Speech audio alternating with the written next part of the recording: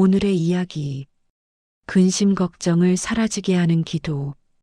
성도 여러분, 반갑습니다. 오늘 여러분들께 전해드릴 이야기는 한 여인의 눈물에 관한 이야기입니다. 정확히 말하면 눈물 뒤에 찾아온 빛에 관한 이야기입니다. 그 여인의 이름은 한나입니다. 한나는 남편의 사랑을 받는 아내였습니다. 하지만 그녀의 마음 한구석엔 늘 텅 빈 공간이 있었습니다. 아이가 없었기 때문입니다. 그 시대에 아이가 없다는 것은 단순히 개인의 슬픔이 아니었습니다. 그것은 축복받지 못한 사람이라는 낙인이었습니다. 마을 사람들의 수군거림이었고 친척들의 동정 어린 눈빛이었습니다. 더 마음이 아팠던 이유는 남편 엘가나에게는 또 다른 아내 분인나가 있었다는 사실입니다. 분인나에게는 자녀들이 있었습니다. 아들도 있었고 딸도 있었습니다. 집안은 늘 아이들의 웃음소리로 가득했습니다.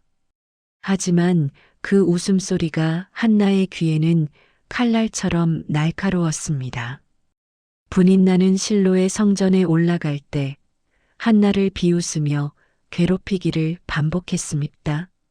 하나님께서 당신의 태를 닫으셨네요.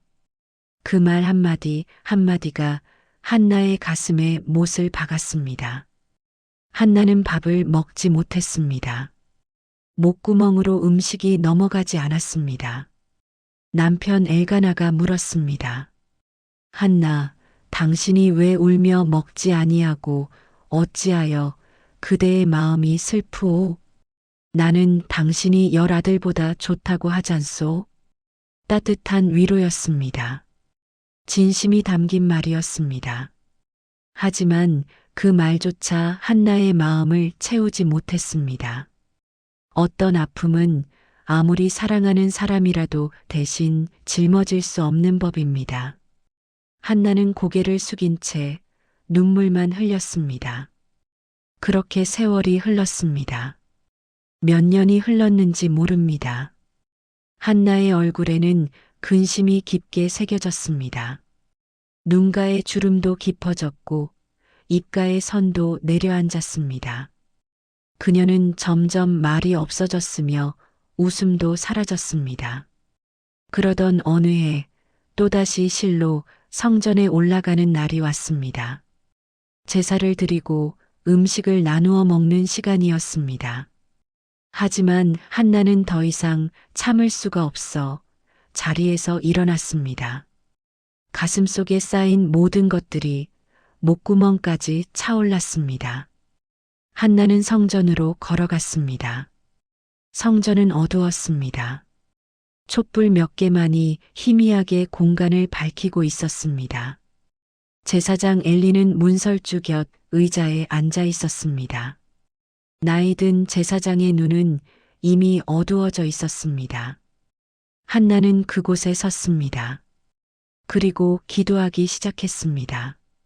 아니, 기도라고 하기엔 너무나 격렬한 것이었습니다. 그것은 울부짖음이었습니다. 통곡이었습니다. 한나의 입술이 떨렸습니다. 소리는 나오지 않았습니다. 목소리는 목 끝에서 막혀 있었습니다.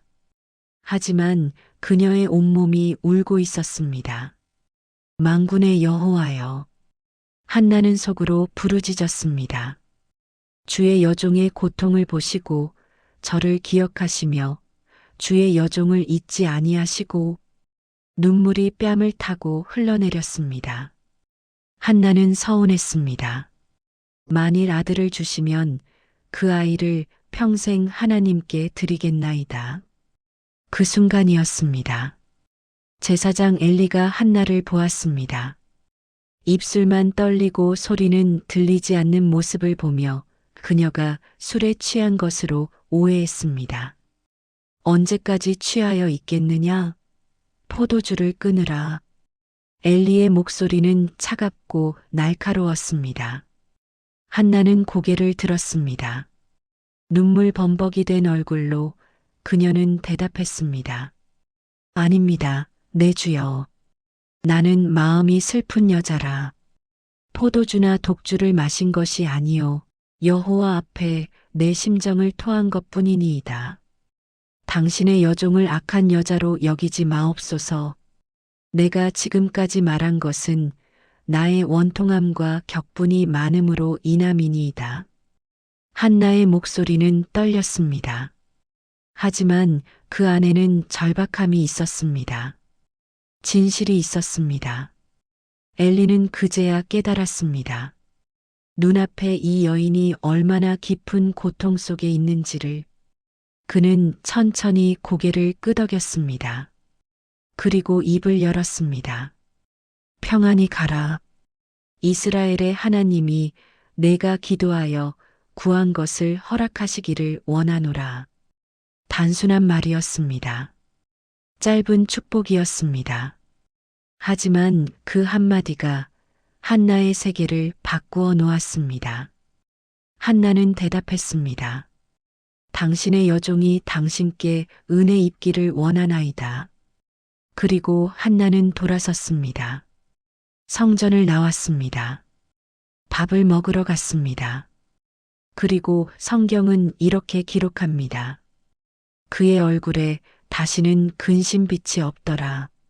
여러분, 이 대목에서 우리는 잠시 멈춰야 합니다. 한나에게 무슨 일이 일어난 것입니까? 아직 아무것도 달라지지 않았습니다. 아이는 태어나지 않았습니다. 분인나의 조롱도 여전했을 것입니다. 상황은 하나도 바뀌지 않았습니다. 하지만 한나의 얼굴이 달라졌습니다. 근심이 사라졌습니다. 어둠이 걷혔습니다.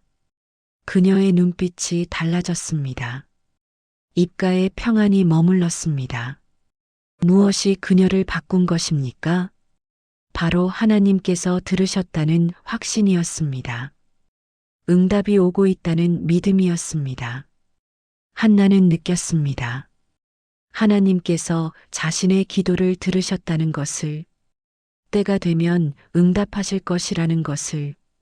그래서 그녀는 더 이상 근심하지 않았습니다. 아직 아무것도 눈에 보이지 않았지만 마음속에는 이미 평안이 찾아왔습니다. 여러분, 이것이 바로 기도의 신비입니다. 응답의 첫 번째 징조는 상황의 변화가 아닙니다. 마음의 평안입니다. 근심이 사라지는 것입니다. 하나님께서 들으셨다는 확신이 찾아오는 것입니다. 그리고 어느 날 한나는 임신했습니다. 배가 불러왔습니다. 오랫동안 메말랐던 그녀의 몸에 생명이 자라기 시작했습니다. 한나는 손을 배 위에 얹고 기도했습니다. 아이가 태어났습니다. 작고 연약한 생명이었습니다. 아기의 울음소리가 집안을 가득 채웠습니다. 한나는 그 아이를 품에 안았습니다. 따뜻했습니다. 살아 숨쉬는 생명이었습니다. 하나님께서 주신 선물이었습니다. 한나는 아이의 이름을 사무엘이라 지었습니다. 하나님께 구하여 얻었다는 뜻이었습니다. 한나는 아이에게 젖을 먹이고 재우고 깨우고 또 재웠습니다. 그렇게 아이가 자라는 모습을 지켜보았습니다. 한나의 하루는 기쁨으로 가득 차 있었습니다. 매 순간이 감사였습니다. 하지만 한나는 기억하고 있었습니다. 자신이 성전에서 한 소원을, 아이를 하나님께 드리겠다고 한 약속을. 사무엘이 젖을 뗄 나이가 되었습니다. 아마 3살쯤 되었을 것입니다. 아직 어린아이였습니다. 엄마가 필요한 나이였습니다. 한나는 사무엘의 작은 손을 잡았습니다. 그리고 실로로 올라갔습니다. 수소 3마리와 가루 한 에바와 포도주 한 가죽 부대를 가지고 갔습니다. 성전에 도착한 한나는 엘리 제사장 앞에서 이야기했습니다. 내 주여, 당신의 사심으로 맹세하나이다. 나는 여기 당신 곁에 서서 여호와께 기도하던 여자니이다. 이 아이를 위하여 내가 기도하였더니 여호와께서 내가 구하여 기도한 바를 내게 허락하셨나이다.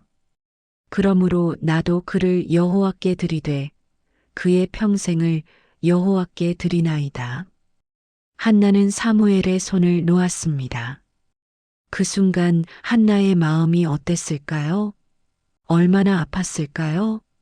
손을 놓는 그 순간 목끝이 얼마나 아려웠을까요? 하지만 한나는 흔들리지 않았습니다. 그녀는 약속을 지켰습니다. 하나님께서 주신 선물을 다시 하나님께 돌려드렸습니다. 여러분, 이것이 진정한 감사입니다. 받은 은혜를 기억하는 것입니다. 약속을 지키는 것입니다. 아픔이 있어도 흔들리지 않는 것입니다. 한나는 빈손으로 집으로 돌아갔습니다. 하지만 그녀의 마음은 채워져 있었습니다. 평안이 있었습니다. 감사가 있었습니다. 그리고 한나는 해마다 사무엘을 찾아갔습니다. 작은 겉옷을 지어서 가지고 갔습니다. 아이가 자라는 만큼 옷도 조금씩 커졌습니다. 한나는 사무엘을 보며 기뻐했습니다. 하나님께 쓰임받는 아들을 보며 감사했습니다. 여러분, 오늘 이 시간 혹시 여러분 가운데 한나처럼 깊은 근심 속에 계신 분이 있습니까? 오랫동안 기도했지만 응답이 보이지 않는 것 같습니까? 마음이 무겁고 얼굴에 근심이 가득합니까? 한나를 기억하십시오. 응답은 이미 시작되었습니다. 하나님께서 여러분의 기도를 들으셨습니다. 때가 되면 응답하실 것입니다. 그러니 이제 근심을 내려놓으십시오. 평안을 받으십시오. 한나의 얼굴이 밝아진 것처럼 여러분의 얼굴도 밝아질 것입니다. 상황이 바뀌기 전에 먼저 마음이 바뀔 것입니다. 그것이 응답의 첫 징조입니다. 기도 후에 얼굴에 다시는 근심이 없더라. 이것이 오늘 우리에게 주시는 하나님의 약속입니다. 여러분, 평안히 가십시오. 이스라엘의 하나님께서 여러분이 기도하여 구한 것을 허락하시기를 원합니다. 감사합니다.